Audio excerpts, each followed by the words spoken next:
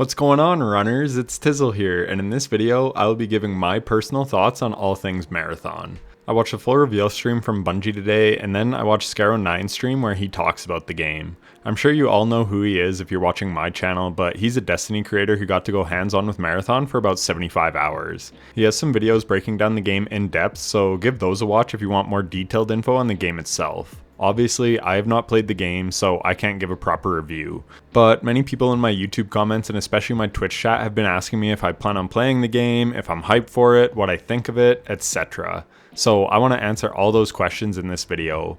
I will just show generic gameplay of the game and talk about things that Bungie spoke about in the reveal and that Scarrow spoke about and how I am feeling after watching the reveal.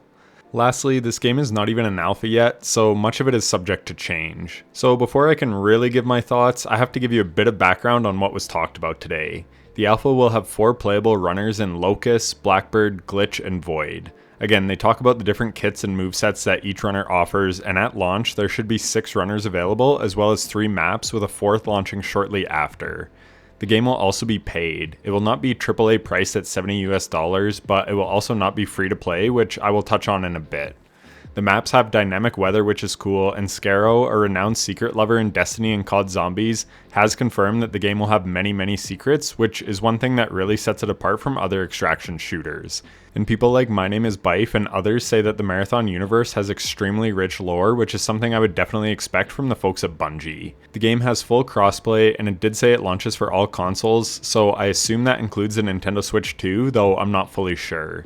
The games themselves are 25 minutes long where you try and perform contracts and loot as much as possible. You can then bring that loot into your next run, but if your whole squad gets fully wiped, you apparently lose everything. Speaking of loot, there is a good deal of build crafting apparently. You can upgrade your weapons with attachments, you collect shields for more health, cores to augment your gameplay, and implants to upgrade your stats and abilities. About 80% of the game feels the same no matter which character you are on. You launch in and try and complete missions and kill squads as well as enemy AI, which are apparently quite threatening. But the other 20% of your experience comes from the playstyle of the runner that you use. You can also play quite passively if you want, allowing you to hopefully perform your objective without having to do too much PvP, if that is the type of thing that you're going for. Think like just running around and looting and playing the zone in Fortnite without engaging in too many gunfights. In my early days on Fortnite, I got some victory royales by just playing super passively and slow and only getting 1 or 2 kills at the very end. So evidently you can play this way if you want. We don't know the sizes of the maps, but total players vary from map to map. Squads are made up of trios, so some maps have 6 trios or 18 players and others only have 4 trios. It's worth noting that there is no solo queue specifically, but you can load in solo against other trios if you wish. The game has a good ping system and movement speed is closer to Halo than Destiny according to Scarrow. And speaking of Destiny, the gun feel is apparently on par with Destiny, which means the gunplay is likely to be top tier and some of the best in the industry. So that is a very fast overview of what the game is offering. I felt it was needed to explain what the game has on offer so that I can talk about what does or doesn't appeal to me and so that you sort of know what to expect from the game. So now let's get into my take on this game. First, let's start with some positives. The aesthetic and art design, absolutely stunning. Again, I would expect nothing less from Bungie. For all the shit myself and others have given Destiny, I don't think there is a soul out there that has ever complained about the stunning skyboxes or the musical scores. The feel and world of Destiny is amazing, and Marathon seems to be right on track with its own unique style and feel, at least in the promo stuff. The gameplay on Dire Marsh does look kind of foggy and not too visually impressive, but again, this game does not come out until September 23rd, which is a little less than half a year away, so I'm sure they will polish up the visuals. It is entering alpha in a couple weeks, so yeah, I'm sure it will be cleaned up for launch, but the theming of the game is excellent. Super sci-fi with lush, vibrant colors. I really dig the aesthetic. As for the gameplay, my first thought was Apex Legends. You have shields similar to Apex, you are dropped into a harsh and threatening world where you have to pick up loot and take out other players much like Apex. Even the time to kill seemed quite close to Apex Legends. And then the inventory management as well also seems similar. I feel like they took a ton of inspiration from Apex, and that's not necessarily a bad thing. Apex is, or at least was, a great game. I've heard its community has been dropping off pretty hard this last year, so maybe Bungie can swoop in and take a large share of Apex's market, because after watching the reveal, to me the gameplay looks quite similar. The core of the game though is obviously different. Apex is a battle royale and Marathon is an extraction shooter. I've played Hunt Showdown, and that is the extent of my extraction shooter experience. I never played Tarkov or really even watched it, so I'm quite unfamiliar with the genre.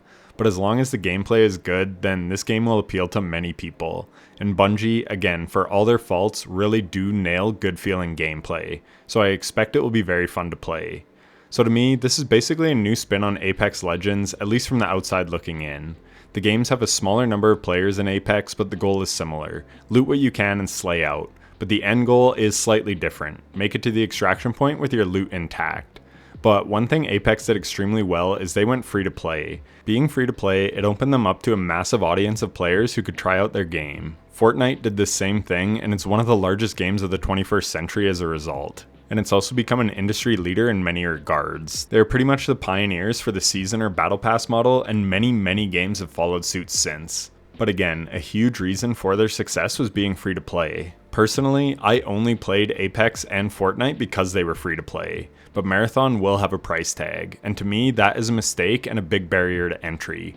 Concord, by all accounts, was actually a pretty good feeling game, but it was not free to play, which made a ton of people not want to try it, and it died in 2 weeks as a result.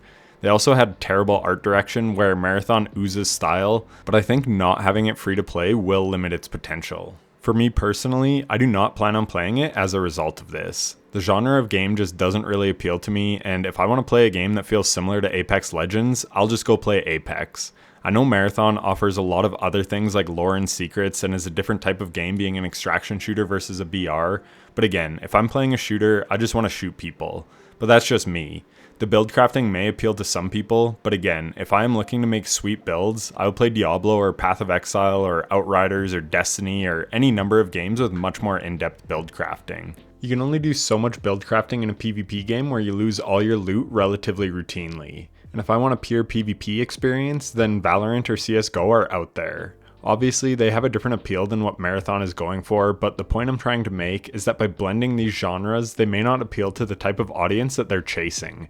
I don't think Bungie wants Marathon to steal its Destiny player base, and after watching the reveal, I definitely don't think there is much overlap between Destiny fans and Marathon fans.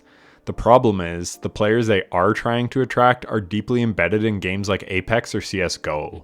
So what is the draw here? How do they pull those players away from a game they already love and are invested in? Apex and Fortnite and CSGO had the advantage of being early. These live service games go on so long now that it's really hard to pry people away from their preferred games. Yes, I think Marathon will have a super successful launch, but people are sheep and want to try the latest greatest game that all the creators are playing. But if I had a nickel for every game that Shroud has said is the next big thing, I'd be rich. I remember everyone and their dog being hyped about New World, and now it doesn't even average 10,000 players a month. Obviously this is a different genre of game, but the point is, a lot of games make a big splash and fizzle out quickly. And by locking Marathon behind a paywall, I think they are severely limiting their potential reach in a genre that's already very hard to break into. I think it's awesome that Marathon is blending these elements to make something truly unique, but one problem you get when you blend elements is you often don't excel in any particular area. For me, I play games that offer something unique. The build crafting in Marathon is likely to be quite shallow to other build crafting type games, and even if you do make a sweet build that you like, all you have to do is get killed once and you lose all your loot. Again, that stuff has never appealed to me. I've never been into hardcore runs of games because I respect my time way too much. I would hate to grind dozens of hours in any game only to lose all my progress for one tiny mistake. And I want to be clear here, these are my feelings and how I feel, and as good as this game looks, I feel I can get a similar experience in a free-to-play game like Apex Legends. And even that, I never really got too hooked on. Sure, it was fun to hop in and play with my buddies, but that was about it. I never cared to grind it. Also, having no solo queue really sucks for me. I love playing games solo, as evidenced by my recent foray into single-player games since I stopped covering Destiny, and even when I was covering Destiny, I always enjoyed doing solo stuff more, and my channel was based around completing activities solo. So again, for me, that is something that doesn't appeal to me. Most of my Destiny friends love playing in squads, and they are very hyped for this game and to make a squad and grind the hell out of it. And I'm happy for them. But for me, I like to play games when I want and not need to rely on other people, so having no solo queue is a big miss for me. But that's not to say they will never add a solo queue, and they even confirm that you can load in solo against trios, but again, that to me just feels like you're at a disadvantage. Though for some crack players out there like Ninja and Tfue, they helped explode their careers by dominating teams as a solo in Fortnite. So again, while this isn't my cup of tea, it doesn't mean that this aspect won't appeal to other people. One thing that I have to mention is something that Scarrow talked about on stream. He and many other creators got their hands on it early and were encouraged to provide feedback. Bungie really wanted to know what players didn't like about the game. They wanted to have the tough conversations so that they could fix the bad parts of their game before launch. And that is just tremendous to hear. By all accounts, a huge reason for the failure of Concord was toxic positivity. You couldn't call out bad ideas or you would be labeled as a hater or a misogynist or worse. The characters in that game were not appealing, and the gaming world let them know that. But internally, it sounded like they were all patting each other on the back every step of the way. So I was really glad to hear that Bungie was open to receiving criticism and fixing their mistakes. No, the game won't be perfect, but it's super important to listen to what players want because they are the people who will or will not buy your game. The game also releases the same day as Borderlands 4, though I don't think that will hurt it too much. Is that ideal? No. But in my opinion, Borderlands is going to appeal more to PvE type Destiny players, where the hardcore PvP community would be much more hyped for something like Marathon. And that is another point I wanted to touch on. If you like Destiny for its PvE, then there's a strong chance Marathon won't be for you. Which is fine, that's how I feel. I used to be super into PvP in Destiny and PvP in general. I grew up on COD 4 Modern Warfare and I loved online PvP for a good 5 years or so. But then skill-based matchmaking and the far worse engagement-based matchmaking started creeping into PvP games, and I've pretty much stopped caring to play any in general. Again, some of my Destiny friends love games like CSGO and Valorant, but they've never really appealed to me, or even games like Deadlock and Marvel Rivals. Again, for me, I just think I'm growing out of caring about PvP games in general. So while I think Marathon looks very good and unique, I have no real plans to play it.